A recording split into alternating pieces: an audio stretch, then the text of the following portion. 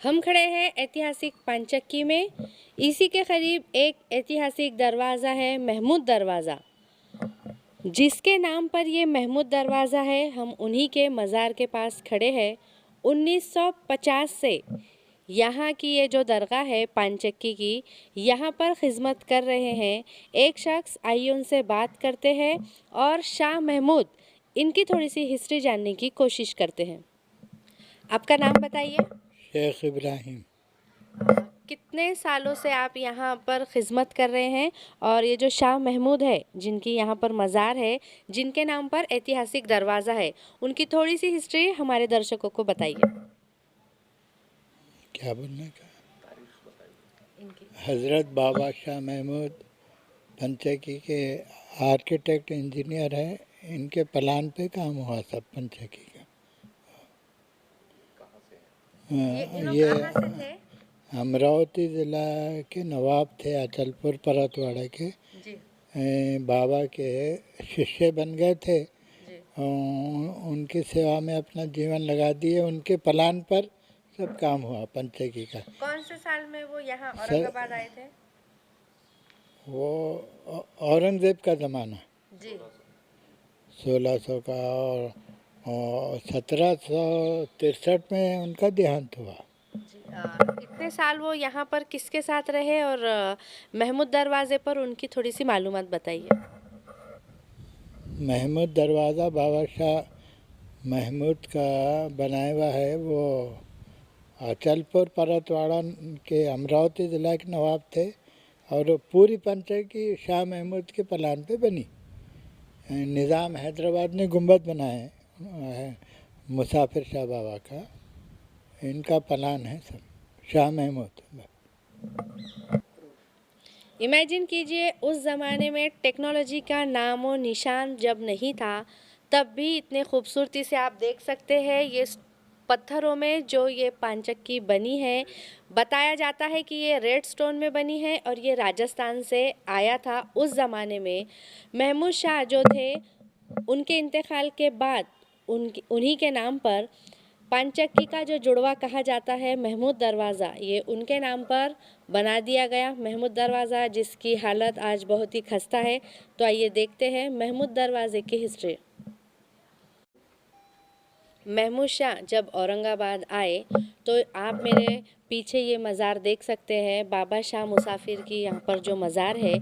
तो उनके महमूद शाह साहब जो थे वो उनके मुरीद बन गए थे और उनकी ख्वाहिश थी कि इनके इंतकाल के बाद उन्हें बाबा शाह मुसाफिर के करीब ही दफनाया जाए। इसीलिए इन्हें यहाँ पर इनके करीब ही दफनाया गया है। ये उस वक्त के आर्किटेक्ट थे, इसीलिए इनके प्लानिंग पे ये पूरी पंचक्की बनाई गई है। बहुत ही खूबसूरती से बनाई गई है ये पंचक्की। सोचिए तब की प्लानिंग जब इनकी इतनी खूबसूरत रही होगी। आज के ज़माने में हम कितना भी चाहेंगे तो इसमें से एक भी चीज़ हम दोबारा नहीं बना सकते, ऐसी डिज़ाइनिंग हम नहीं कर सकते। हज़रत बाबा शाह महमूद इंजीनियर पंचक्की अमरावती ज़िला के नवाब थे, अचलपुर परतवाड़ा के।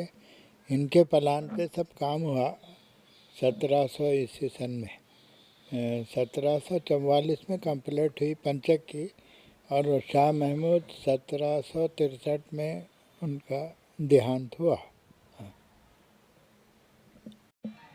जैसे कि अभी हमने महमूद शाह का इतिहास अभी देखा है, उनके नाम का ये दरवाज़ा महमूद दरवाज़ा जो अपनी आखिरी सांसें ले रहा था, लेकिन अब ऐसा लगता है कि उसे नया जीवनदान मिलने वाला है। अब हम देख सकते हैं यहाँ पर महानगर पालिका देर से जागी है, लेकिन जागी ज़रूर है।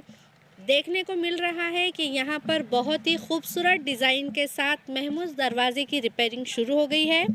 तो आइए हम ये देखते हैं कि इसका अगला डिज़ाइन जो है किस तरीके से किया गया है, किस तरीके से ये पब्लिक के सामने आता है, कितने वक्त में ये दरवाज़ा बनेगा। लेकिन खुशी की बात तो ये है कि ये ऐतिहासिक दरवाज़ा महानगर पालिका के तरफ से बचा लिया गया है। देखिए, जैसे कि हम लोग डिज़ाइन में देख रहे हैं, तो क्या उस हिसाब से वाक़ई में पानचक्की तक जो ये रास्ता जाने वाला है, तो क्या पानचक्की से ये परमिशन मिलेगी महानगर पालिका को? ये तो मैं वो उनके इंटरनल मामलात है, लेकिन मुझे लगता है कि जो पानचक्की का मेन एरिया है उसको डिस्टर्ब नहीं होगा। बाजू से वो कट करेंगे और वो ब्रिज के ऊपर से लेके पानचक्की का जो एंट्रेंस गेट है बाहर का, वहाँ से वो रास्ता बनेगा। तो मुझे नहीं लगता कि पानचक्की को कुछ ऐसा डिस्टर्ब होगा, और पानचक्की के लोगों ने उस बात को रोकना चाहिए। पानचक्की के लोग नहीं रोकेंगे, उन्होंने देना भी चाहिए।